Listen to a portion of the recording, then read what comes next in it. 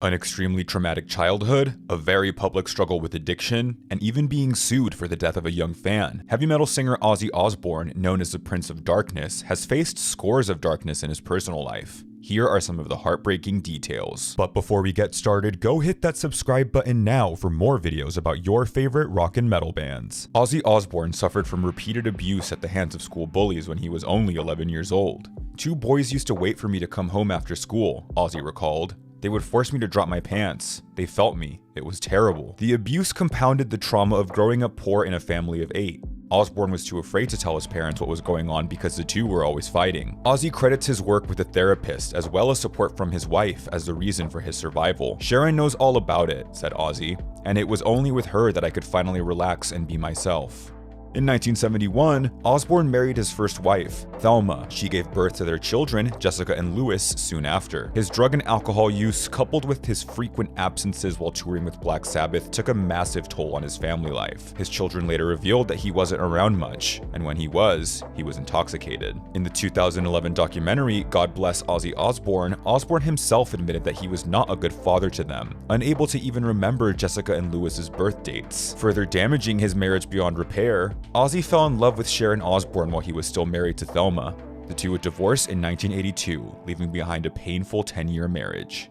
Osbourne rose to prominence during the 1970s as the lead vocalist of heavy metal band Black Sabbath. In 1979, Osbourne was famously fired from the band due to his rampant and ever-increasing substance abuse. Founding guitarist Tony Iommi would confess that, while the entire band was abusing drugs and alcohol, Ozzy was, quote, on a totally different level altogether. While the band was writing and recording their follow-up album for 1978's Never Say Die, Osbourne showed little interest and would refuse to sing songs that the band wrote. Facing label pressure and growing increasingly frustrated with Osbourne's lack of input, Iommi made the decision to fire him in 1979. "I'd be lying if I said I didn't feel betrayed by what happened with Black Sabbath," recalls Ozzy. "We were 4 blokes who'd grown up together a few streets apart. We were like family, like brothers." Osbourne added that he felt that the other members of Black Sabbath should have stuck by him during his struggles with substance abuse instead of kicking him to the curb. Though Ozzy Osbourne and legendary guitarist Tony Iommi will forever be linked to one another via their work in Black Sabbath, their relationship has been filled with conflict over the years. From the very beginning, Iommi detested Osbourne, recalling him as a, quote, pest that he knew of and disliked from back in their school days. Additionally, Iommi has reportedly punched out Osbourne numerous times over the years when the singer's drunken antics had become just too much to bear. In May 2009, Osbourne filed a lawsuit in a federal court in New York against Iommi, alleging that he had illegally claimed the name Black Sabbath. Iommi noted that he has been the only constant band member for its full 41-year career, and that his bandmates relinquished their rights to the name in the 1980s. Osbourne was seeking 50% ownership of the trademark. In July of 2010, Osbourne and Iommi decided to discontinue court proceedings. The band Black Sabbath reunited to record a new album and tour in support of that album in 2012. In late 1979, Ozzy Osbourne formed his solo band featuring Randy Rhoads on lead guitar. Randy's work in the group's first 2 albums, Blizzard of Oz and Diary of a Madman, helped to popularize various guitar techniques now common in heavy metal, and solidified his status as one of the greatest guitarists of his generation. On March 19, 1982, despite his terrible fear of flying, Rhoads boarded an aircraft piloted by the band's tour bus driver Andrew Aycock. While performing low passes just over the band's tour bus, the left wing of the aircraft clipped the bus, breaking into 2 parts and sending the plane spiraling out of control. The plane crashed into the garage of a nearby mansion, bursting into flames. All 3 passengers were killed instantly and could only be identified by dental records. The horrific death of his close friend and bandmate sent Osbourne into a deep depression. Rhoads' funeral was held at the First Lutheran Church in Burbank, California, where Ozzy served as one of his pallbearers. In 2021, Randy Rhoads was inducted into the Rock and Roll Hall of Fame. On February 18, 1982, Ozzy Osbourne drunkenly urinated on a statue erected in honor of those who died at the Battle of the Alamo. Osbourne was promptly cuffed and arrested for public intoxication.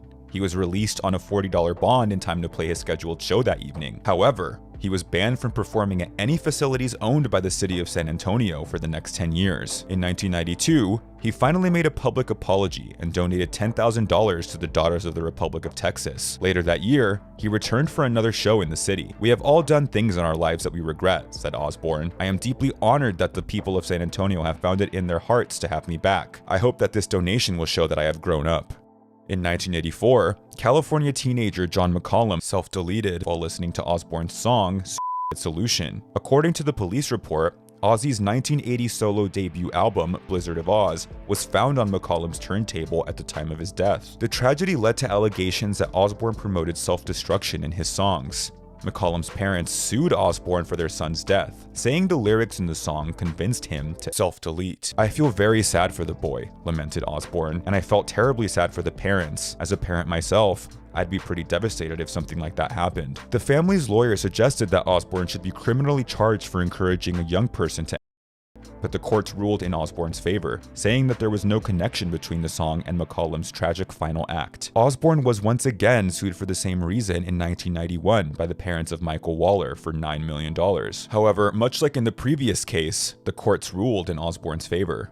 On December 8, 2003, Osbourne was rushed into emergency surgery after a near-fatal ATV accident that left the Prince of Darkness in an 8-day coma. Osbourne broke his collarbone, 8 ribs, and a neck vertebra. Wife Sharon Osbourne later revealed that Ozzy stopped breathing following the crash and was resuscitated by his personal bodyguard, Sam Rustin. The incident was ultimately blamed on the litany of pills that Osbourne had been prescribed in order to alleviate anxiety over Sharon's cancer diagnosis. In 2019, Osbourne suffered a fall in his Los Angeles home, which dislodged the metal rods that were surgically implanted in his neck and shoulders following the 2003 incident. Due to his injuries, Osbourne was forced to cancel all live appearances for the remainder of that year.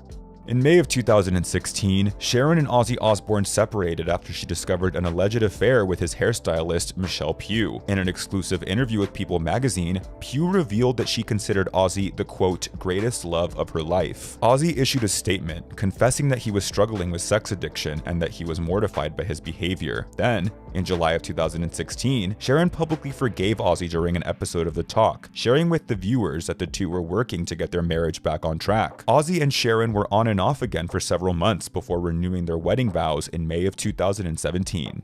In 2019, Ozzy Osbourne began suffering from debilitating mobility injuries after he took a fall in his Los Angeles home. Osbourne was left crying in agony when metal plates inserted into his back started working their way out of his body and rubbing into his spine. That same year, he was diagnosed with Parkinson's disease. In a 2022 interview, Ozzy revealed that he was struggling to walk while he awaited for his next medical procedure. Later that year, Ozzy underwent what his wife Sharon referred to as a life-altering surgery. In his first interview following the extensive procedure, Ozzy shared with fans that his condition had significantly improved, saying that he was simply happy to be able to hold his head up. "Don't give up," quipped Osbourne. "You ain't seen the last of me yet." From his wild antics to his unpredictable behavior, there are a lot of reasons many bands weren't particularly fond of touring with Ozzy. To learn which bands hated touring with Ozzy Osbourne, click here now. Prepare to hear some wild stories from the road.